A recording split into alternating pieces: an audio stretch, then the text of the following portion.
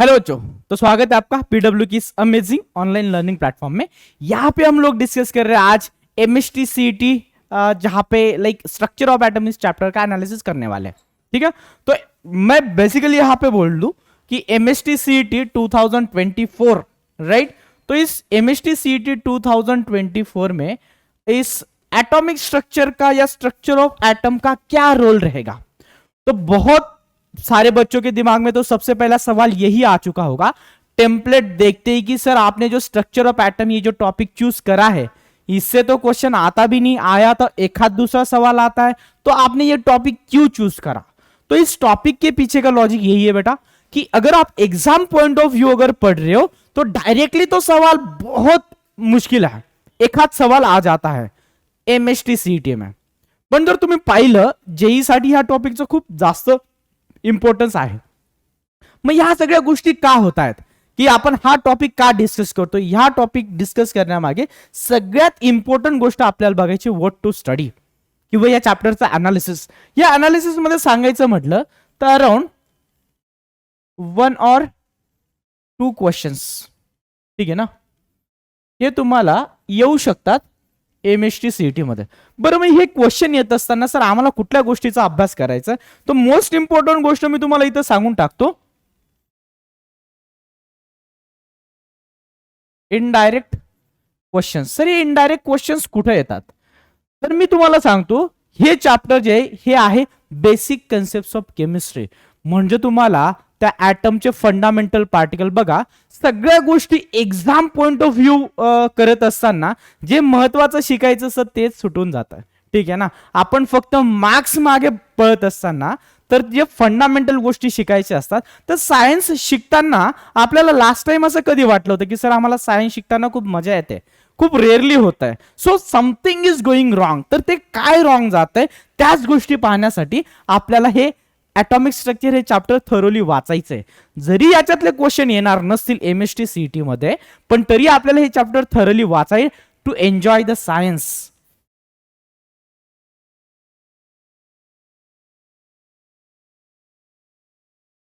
So मी तुम्हाला lastly एवढं सांगणार आहे की हे चॅप्टर शिकत असताना यू जस्ट इम्पॉर्टंट फॉर्म्युले तुम्ही लक्षात ठेवायचे आहेत, ठीक आहे। इम्पॉर्टंट फॉर्म्युले लक्षात ठेवायचे।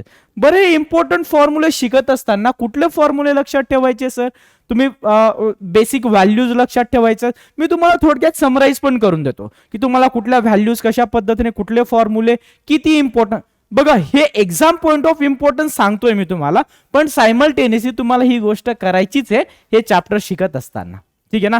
जरी तुम्हाला एक्झामच्या दृष्टीने ते बघायचं नसेल, so feel free empty your mind and just start reading the chapter, so definitely you will enjoy the chapter, ठीक आहे। खूप सारे बेसिकली आपण याला असं म्हणू शकतो हिस्ट्री ऑफ केमिस्ट्री, की केमिस्ट्री कशा पद्धतीने सुरू झालं होतं, ठीक आहे ना। जे 350 वर्षापासून जे केमिस्ट्री आपण थोडंफार डेव्हलप होतंय आणि आजच्या डेटला आपण जे शिकतोय त्याच गोष्टी आपल्याला इथं थोडक्यात समराइज करून दिलेल्या आहेत। सो स्ट्रक्चर ऑफ ॲटम हे चॅप्टर शिकत असताना काय काय बघायचं ते तुम्हाला सांगतोय मी। What not to study, don't focus this chapter according to exam point of view. जर तुम्हाला एक्झाम मध्ये स्कोर करायचा आहे, need not to focus. Sir असं खूप रेअरली कमी लोक सांगतात की हे चॅप्टर तुम्ही exam point of view focus नका करू। ऍब्सोल्युटली आपला 80-20 चा pattern, 11th is 20%, 12th is 80% according to MST CET point of view. मग ते बघत असताना 20% मधून पण खूप कमी असा पार्ट आहे जो आपल्याला ॲटॉमिक स्ट्रक्चर मधून पाहायला भेटतो। So least importance according to exam point of view.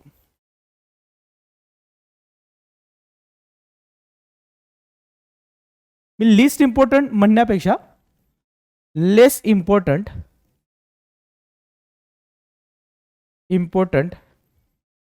Chapter according to exam point of view. बघा, आपल्याला काय अभ्यास करायचं हे खूप लोक सांगतात, पण काय नाही करायचं हे पण खूप इम्पॉर्टंट आहे। बघा, एक सिंपलचं एक्झाम्पल जर तुम्ही घेतलं की ह्या चॅप्टरवरून किती क्वेश्चन येत आहेत दरवर्षी, तर आपल्याला हार्डली एखाद दुसरा क्वेश्चन मिळतो। म्हणून एक्झाम पॉइंट ऑफ व्ह्यू ह्या चॅप्टरला खूप इम्पॉर्टन्स द्यायचं नाहीये, बट या चॅप्टर मधून जे तुम्हाला लर्निंग्स मिळणार आहेत ते तुम्हाला पुढे केमिस्ट्री शिकत असताना, सायन्स शिकत असताना त्याचा नक्कीच फायदा होणार आहे, राईट। सो या चॅप्टर मधले क्वेश्चन कशा प्रकारे येतात आणि what is the take away message from this chapter हे तुम्हाला पुढे मी सांगणार आहे. तर इम्पॉर्टंट फॉर्म्युले तुम्हाला कशावर फोकस करायचंय तर मी तुम्हाला एक थोडक्यात लिस्ट सांगून टाकतो. तो the very first is what बेटा, सब ॲटॉमिक पार्टिकल्स.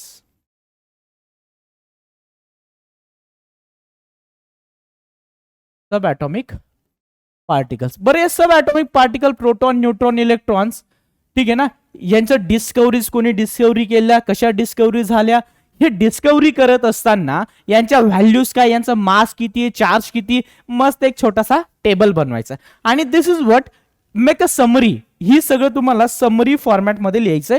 एका सिंगल पेजमध्ये या नोट्स बनवून घ्यायच्या आहेत, ठीक आहे ना.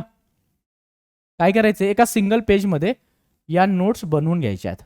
तर समरीमध्ये सगळ्यात अगोदर तुम्हाला बघायचंय सब ॲटॉमिक पार्टिकल्स तुम्हाला लिहून टाकायचे. सब ॲटॉमिक पार्टिकल्स लिहिल्यानंतर तुम्हाला important फॉर्म्युले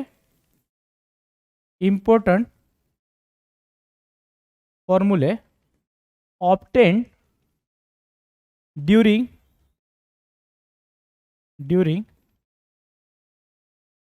discoveries of fundamental particles. Right, fundamental particle म्हणजे सब ॲटॉमिक पार्टिकल्स म्हणू शकता तुम्ही. बरं, मग हे इम्पॉर्टंट फॉर्म्युले कुठले असणार आहेत मी तुम्हाला ओरली सांगतोय. जसं तुम्ही बोर्स ॲटॉमिक मॉडेल बघतायत, बोर्स ॲटॉमिक मॉडेलमध्ये तुम्ही एनर्जीज काढतात, रेडियस काढतात, ठीक आहे ना, व्हेलोसिटी, तर ह्या गोष्टी कॅल्क्युलेट करतात. ते फॉर्म्युले तुम्हाला लिहून टाकायचे. त्याच्यानंतर तुम्हाला बघायचंय बाळांनो quantum numbers. Right, quantum numbers बघून टाकायचे. क्वांटम नंबर पाहिल्यानंतर तुम्हाला जे इम्पॉर्टंट फॉर्म्युले मिळणार आहेत हे सगळे फॉर्म्युला रिलेटेड करायचे तुम्हाला. याच्यानंतर मी लिहून टाकतो रेडबर्ग्स equation and the fifth one hydrogen spectrum. बरं, हे सगळं बघत असताना याचं ऍप्लिकेशन आपल्याला बघून घ्यायचंय. जेव्हा मी तुम्हाला क्वांटम नंबर सांगतोय याच्यानंतर तुम्ही इलेक्ट्रॉनिक कॉन्फिगरेशन पण बघून टाका. काय बघून टाका बाळांनो, इलेक्ट्रॉनिक कॉन्फिगरेशन पण बघून टाका. या इम्पॉर्टंट फंडामेंटल या इम्पॉर्टंट गोष्टी आहेत ते एका सिंगल पेज मध्ये याच्या नोट्स बनवून घ्यायच्या. Exam point of, this is what exam point of view. पण पूर्ण चॅप्टर वाचायचंय just to gain the knowledge.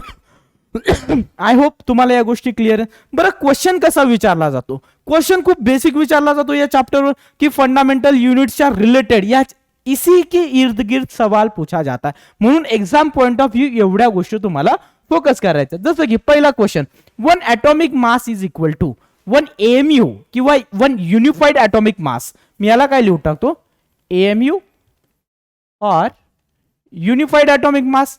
1 AMU is equal to how much. बरं, ही व्हॅल्यू आपण कुठून डिराईव्ह केली होती, we derived it from, hint लिहून टाकतो मी.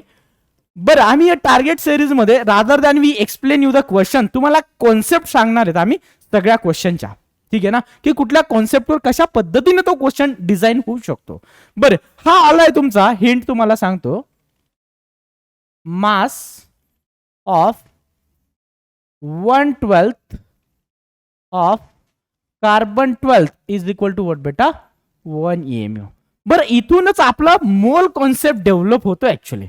म्हणून बघा, तुम्हाला बोललो होतो सायन्स एन्जॉय करत असताना ह्या गोष्टी तुम्हाला माहिती पाहिजे. सो जे जुने बुक्स होते त्याच्यामध्ये 1/16 ऑफ ऑक्सिजन पण दिला जात होता, हायड्रोजन पण दिला जात होता, तो वेगवेगळे ऍटम्स. पण आजच्या डेटमध्ये आपण फक्त कार्बन वापरतो. पुढचा क्वेश्चन जर पाहिला तुम्हाला, दिस पर्टिक्युलर आयसोटोप म्हणू शकता किंवा पर्टिक्युलर इलेमेंट इमिट्स 4 अल्फा. बरं, आता इथं अल्फा पार्टिकल विचारलेला. अल्फा पार्टिकल काय असतो, helium nucleus. What is alpha particle, alpha पार्टिकलला मी सोप्या शब्दात लिहितो हेलियम न्यूक्लियस. हेलियम न्यूक्लियस म्हणजे काय बाळांनो, त्याच्यामध्ये इलेक्ट्रॉन नसणार आहेत, फक्त हेलियमचा न्यूक्लियस असणार आहे, ठीक आहे ना. 1 बीटा पार्टिकल, बघा तुम्हाला थोडक्यात माहिती काय दिली जाते की ऍटम इज कॉम्पोज्ड ऑफ व्हॉट, त्याच्यात कुठले कुठले पार्टिकल असतात. मग अल्फा पार्टिकल काय असतो, बीटा पार्टिकल काय असतो, गामा पार्टिकल काय असतो, यांच्या एनर्जीज कशा असतात, मास कसं असतं, चार्ज कसा असतो. तर ह्या गोष्टी आपल्याला बघायच्या. Number of neutrons in a daughter cell या डॉटर इलेमेंट किती असणार. सो बेसिकली फंडामेंटल पार्टिकलच्या इर्दगिर्द ड्युरिंग डिस्कवरी ऑफ ॲटम काय गोष्टी झाल्या होत्या त्याच्याशी रिलेटेड क्वेश्चन विचारला गेला. बरं हे सगळं क्वेश्चन एमएसटी सीईटीचेच आहेत. ठीक आहे ना. This questions have been asked in MST CET. Next question काय आहे बाळांनो आपला, which among the following is a heavier isotope of water. वॉटरचे आयसोटोप कुठले कुठले आहेत. ठीक आहे ना. सो वॉटरचे आयसोटोप म्हणण्यापेक्षा the question is somewhat wrong. ठीक आहे ना. Which among the following heavier isotope of water म्हणण्यापेक्षा आपल्याला हायड्रोजनचे आयसोटोप आणि ऑक्सिजनचे आयसोटोप असं क्लासिफिकेशन करायला लागेल. कारण की आयसोटोप्स आर ऑफ एलिमेंट. तर हायड्रोजनचे आयसोटोप कुठले आहेत, हायड्रोजन, ड्यूटेरियम अँड ट्रिशियम. ऑक्सिजनचे कुठले आहेत, ऑक्सिजन 16, ऑक्सिजन 17, ऑक्सिजन 18. सो आपल्याला बघायचंय इथं ट्रिशियम पण दिलाय, इथं ऑक्सिजन 17 पण दिलाय, इथं ट्रिशियम दिलाय, ऑक्सिजन 16 दिलाय. बरं, this is something wrong. Fluorine is not an isotope. बरं, इथं ट्रिशियम दिलाय आणि ऑक्सिजन 18 दिलाय. सो मी again I am not gonna tell you answer, but तुम्हाला बघायचं काय, जसं tritium is a heavy isotope of hydrogen and oxygen 18 is a heavy isotope of oxygen. So heavy plus heavy तुम्हाला त्या पद्धतीने ते कॅल्क्युलेशन्स बघायचे. राईट. नेक्स्ट क्वेश्चन बघूया. नेक्स्ट क्वेश्चन काय विचारलं तुम्हाला, which among the following element possess the electrons in a 4s orbital. Again let me go back and tell you की तुम्हाला फोकस कशावर करायचं, तो क्वांटम नंबर नंतर लगेच इलेक्ट्रॉनिक कॉन्फिगरेशन. बघा, इलेक्ट्रॉनिक कॉन्फिगरेशन असा कन्सेप्ट तुम्हाला जो ऑलमोस्ट प्रत्येक चॅप्टर इनऑर्गॅनिकचं शिकत असताना तुम्हाला हा लागत असतो.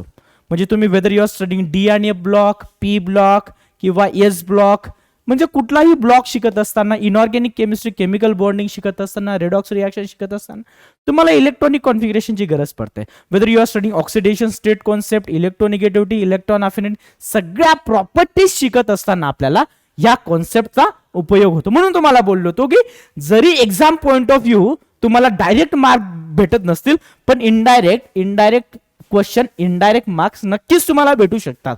So that is what the important. ठीक आहे. नेक्स्ट आपण बघूया नेक्स्ट क्वेश्चन. ठीक आहे. Next question, okay, this we have seen. Okay.